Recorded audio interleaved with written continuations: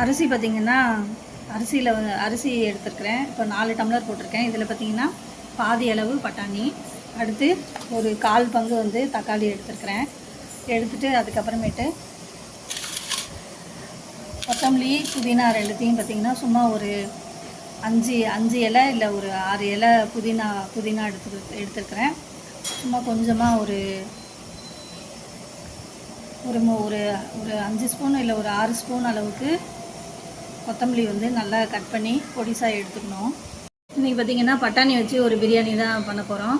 இப்போ அது வந்து ஊற வச்ச பட்டாணி வந்து 1 கப்பு எடுத்துருக்கிறேன். இது நைட்டே ஊற வச்சுட்டேன். இது ஃபஸ்ட்டு ப்ராசஸே பார்த்திங்கன்னா இந்த பட்டாணியை நல்லா குக்கரில் கொஞ்சமாக தண்ணி ஊற்றி வேக வச்சு எடுத்துக்கணும். இப்போ இது குக்கரில் பார்த்திங்கன்னா பட்டாணி வேக வைக்க போகிறோம். பட்டாணியில் பார்த்திங்கன்னா சும்மா கொஞ்சமாக தண்ணி ஊற்றிட்டு சுற்றி பார்த்திங்கன்னா நிறையா தண்ணி ஊற்றுங்க. ஏன்னா பட்டாணி வேக வேக அதிலே வந்து தண்ணி நிறையா வரும். அதனால தான் பட்டாணியில் கொஞ்சமாக தண்ணி ஊற்றிட்டு வேக வைக்க போகிறோம். பச்சை மிளகா பார்த்திங்கன்னா ஒரு 6 பச்சை மிளகாய் எடுத்துருக்கிறேன். அடுத்து இஞ்சி பூண்டு பேஸ்ட் பண்ணி வச்சுருக்கிறேன். இந்தளவு இஞ்சி கொஞ்சமாக இது பார்த்திங்கன்னா விரலில் வந்து பாதி அளவு இருக்குது. அந்த சைஸுக்கு எடுத்துக்கிட்டோம். இஞ்சி எடுத்துக்கிட்டு தோல் சீவி அடுத்து ஒரு 4 பல் முழு பல் பூண்டு எடுத்து பேஸ்ட்டாக அரைச்சி இங்கே ரெடி பண்ணி வச்சுருக்கிறேன். ஏலக்காய் பார்த்திங்கன்னா 5 ஏலக்காய் எடுத்திருக்கேன். 5 ஏலக்காவை வந்து இஞ்சி பூண்டு அரைக்கிறப்பயே அதிலையே போட்டு அரைச்சி எடுத்துக்கணும். பட்டை வந்து முழுசாக தான் சேர்க்க போகிறோம். ஒரு 2 சின்ன சைஸு எடுத்துக்கலாம். சும்மா கொஞ்சமாக தான் பட்டை சேர்க்கணும். அடுத்து சோம்புத்தூள் பார்த்திங்கன்னா ஒரு 4 ஸ்பூனு நல்ல முழு ஸ்பூன் சேர்த்துருக்குறேன். சோம்புத்தூள் கொஞ்சோண்டு. இப்போ பார்த்திங்கன்னா குக்கர் வச்சு எண்ணெய் ஊற்றிக்கிட்டு பட்டை எடுத்து வச்ச பட்டை,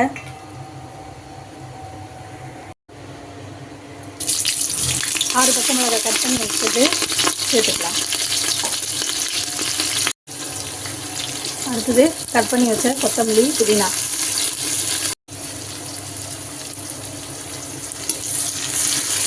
இது நல்லா எண்ணெயில் லைட்டாக வதக்கினா போதும்.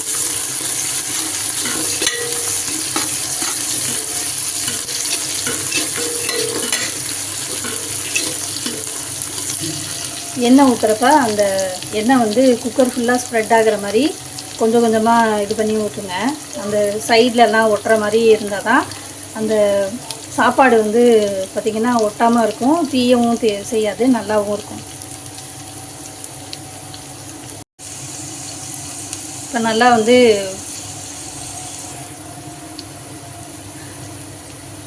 இப்போ எண்ணெயில் வதங்கிடுச்சு. அடுத்தது பார்த்திங்கன்னா நம்ம அரைச்சி வச்சுருக்கோம். இதில் பார்த்திங்கன்னா இஞ்சி பூண்டு, அடுத்து ஏலக்காய் வந்து ஒரு 5 ஏலக்காய் சேர்த்துருக்கேன். 5 ஏலக்காய் இதோடையும் சேர்த்து அரைச்சதை பார்த்திங்கன்னா எடுத்து இதில் சேர்த்துக்கலாம்.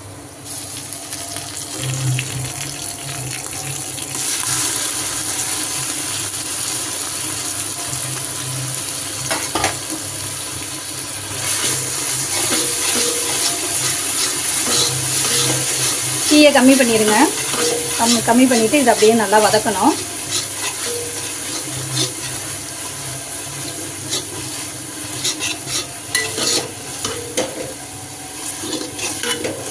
எண்ணெய் ஊற்றுறப்ப மட்டும் அது இங்கே இந்த சைட்லலாம் ஸ்ப்ரெட் ஆகிற மாதிரி இப்படி எண்ணெய் அப்படி எடுத்து ஊற்றிட்டு இது பண்ணிங்கன்னா அந்த சைடில் பார்த்திங்கன்னா உங்களுக்கு வந்து சாப்பாடு ஒட்டாமல் வரும்.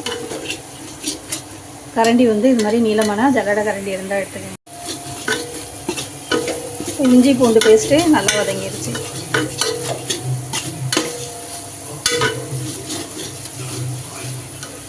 இப்போ இது பார்த்திங்கன்னா பட்டாணி பார்த்திங்கன்னா நல்லா வேக வச்சு குக்கரில் வேக வச்சு எடுத்துருக்கேன். இப்போ வந்து பார்த்திங்கன்னா ஓரளவு தான் வெந்திருக்குது. கொஞ்சம் ஓரளவு முழுசாக தான் இருக்குது. இது வந்து எப்படின்னா அந்த பட்டாணி இதே தெரியக்கூடாது, அந்த மாதிரி இருக்கணும். இப்போ இதில் வந்து ஒரு 2 ஸ்பூன் அளவு பட்டாணி மட்டும் தனியாக எடுத்து வச்சுக்கிட்டு கடைசியாக சேர்க்க போகிறோம், முழுசாக தெரியணுங்கிறதுக்காக. இந்த ரெசிபி வந்து எங்கள் அம்மாவோட ரெசிபி. இது வந்து சின்ன வயசுலேருந்து எனக்கு ரொம்ப பிடிக்கும். எங்கள் வீட்டில் எல்லாருமே நல்லா சாப்பிடுவாங்க, நல்லாயிருக்கும். இப்போ நல்லா இந்த இஞ்சி பூண்டு எல்லாமே வதங்கிருச்சு, பச்சை மிளகாவும் நல்லா வதங்கிருச்சு. இப்போ வந்து எடுத்து வச்சுருக்கிற பட்டாணி பார்த்திங்கன்னா ஒரு கரண்டி அளவு எடுத்து இதில் சேர்த்துக்கலாம். கடைசியாக போடுறதுக்கு. இப்போ இது போடுறது பார்த்திங்கன்னா அப்படியே மசிஞ்சிரும், பட்டாணியே தெரியாது. அதுதான் இதில் டேஸ்ட்டாகவே இருக்கும். இப்போ காரத்துக்கு பார்த்திங்கன்னா நான் மிளகாத்தூள் எதுவுமே சேர்க்கவே இல்லை. இப்போ இந்த ஸ்டேஜில் பார்த்திங்கன்னா தக்காளி அடுத்தது சேர்த்துடலாம். இது அப்படியே இந்த முழுசாக இது எல்லாமே அப்படியே மசிஞ்சு மாவு. பட்டாணியை வேக வச்சு எடுக்கிறப்ப தண்ணி இருக்கும், அதை வந்து தக்காளி எடுத்துக்கலாம். தக்காளி சேர்த்துக்கலாம். 1/4 பங்கு அரிசியில் 1/4 பங்கு தக்காளி சேர்த்தா போதும்.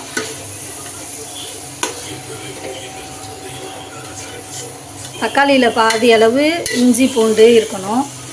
கொத்தமல்லி வந்து இஞ்சி பூண்டில் பாதி இருக்கணும். இதை பொறுத்த வரைக்கும்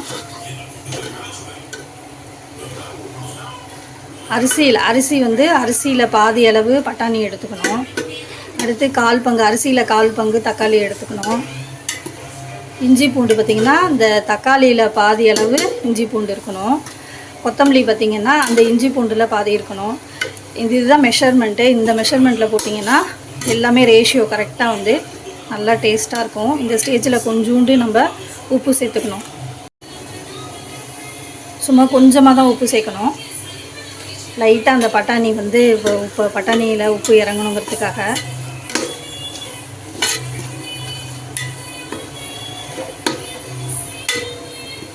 இப்போ வதங்குவோம். இது நல்லா வதங்கட்டும்.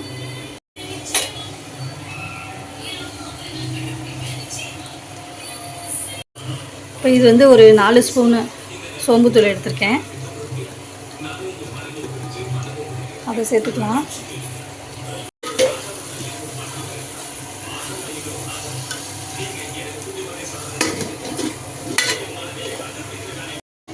நல்லா ஒரு 2 டம்ளர் தண்ணி ஊற்றிக்கலாம்.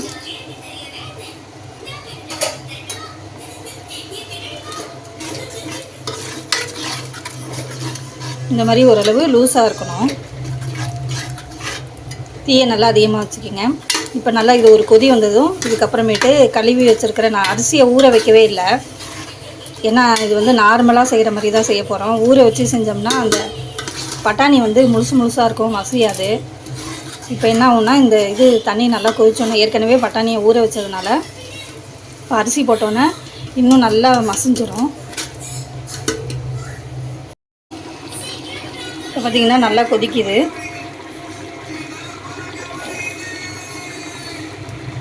இப்போ இந்த ஸ்டேஜில் அரிசியை போட்டோம்.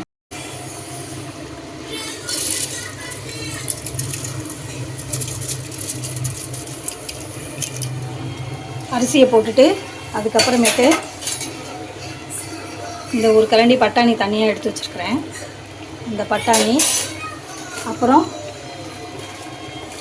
இது தேவையான அளவு உப்பு சேர்த்துக்கணும். நல்லா 1 ஸ்பூன் தாராளமாக சேர்த்துக்கிறேன்.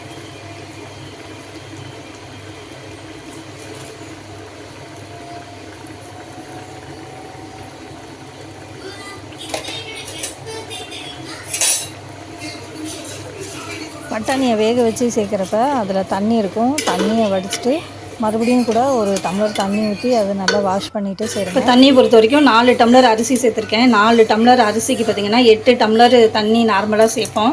இப்போ இந்த பட்டாணி போட்டிருக்கிறதுனால எக்ஸ்ட்ரா 1 டம்ளர் சேர்த்துக்கலாம். எக்ஸ்ட்ரா 1 டம்ளர் 2 டம்ளர் கூட சேர்த்துக்கலாம்.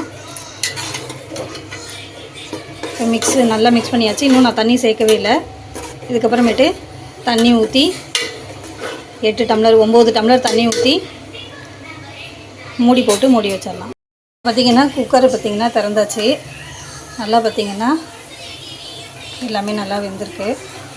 லைட்டாக கிளறாமல் இப்படி இது மட்டும் இப்போ போட்டு விடுங்க. அப்போ தான் இந்த இது எல்லாமே கலக்கும். பட்டாணி பார்த்திங்கன்னா ப்ரோட்டீன் நிறையா இருக்குது. நம்ம உடம்புக்கு தேவையான ப்ரோட்டீன் இது ஒரு நாள் எடுத்துக்கிறதுனால அன்றைக்கி ஃபுல்லாக நம்மளுக்கு என்ன ப்ரோட்டீன் வேணுமோ அந்த ப்ரோட்டீன் வந்து நம்மளுக்கு கிடைச்சிரும். பட்டாணியை தயவு செஞ்சு அவாய்ட் பண்ணாதீங்க. அதனால தான் அந்த மசிச்சு சாப்பிட்றது. பார்த்திங்கன்னா நல்லா மசிச்சிருக்கு. அந்த கலரே பார்த்திங்கன்னா நல்லாயிருக்கு. டெய்லி நம்ம வந்து ப்ரோட்டீன் எடுத்துக்கணும் இல்லையா? ஒவ்வொரு நாளைக்கு ஒவ்வொரு விதமாக நம்ம வந்து ப்ரோட்டீன் எடுத்துக்கணும். இப்போ இன்றைக்கி பார்த்திங்கன்னா நம்ம பட்டாணி சாப்பிட்டு அதில் இருக்கிற ப்ரோட்டீன் வந்து நம்மளுக்கு உடம்புக்கு சேர்ந்துடும். நல்லா வந்திருக்குது. நல்லா புலாவ் வந்து நல்லா இருக்குது. அது அந்த பட்டாணி வந்து நம்ம முழுசாக போட்டோம் பார்த்தீங்களா, கடைசியாக போட்ட பட்டாணி மட்டும்தான் தெரியுது. மீதி வந்து ஸ்டார்டிங்கில் போட்ட பட்டாணி எதுவுமே தெரியல. சூப்பரான ரெசிபி, எனக்கு ரொம்ப பிடிக்கும். வீட்லேயும் நல்லா சாப்பிடுவாங்க. இது ட்ரை பண்ணி பாருங்கள், சூப்பராக இருக்கும். இது உடம்புக்கும், இது வந்து பட்டாணி போட்டிருக்கிறதுனால இது உடம்புக்கு அவ்வளோ நல்லது. பூண்டு நிறையா சேர்த்துருக்கோம். இந்த வாயு தொல்லை எதுவுமே இதில் வராது. அதனால் இந்த ரெசிபியை கண்டிப்பாக ட்ரை பண்ணுங்கள்.